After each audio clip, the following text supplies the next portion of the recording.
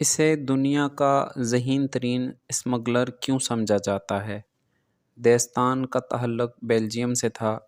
یہ 20 سال تک روزانہ کی بنیاد پر سرحد عبور کر کے جرمنی جاتا تھا۔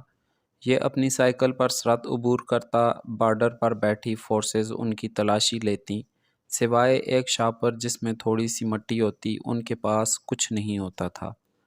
فورسز مٹی کے بھرے شاپر کو کھنگالتیں اور چھوڑ دیتیں۔ یہ جس راستے سے جرمنی داخل ہوتا، واپسی اس راستے سے نہیں آتا تھا۔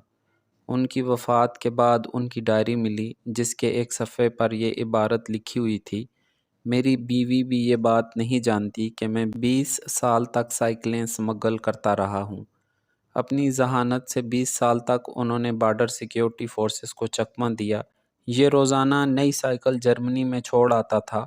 اس دور میں سائیکل جرمنی میں نایاب تھیں اور تب شاید سائیکلیں آج کی گاڑیاں۔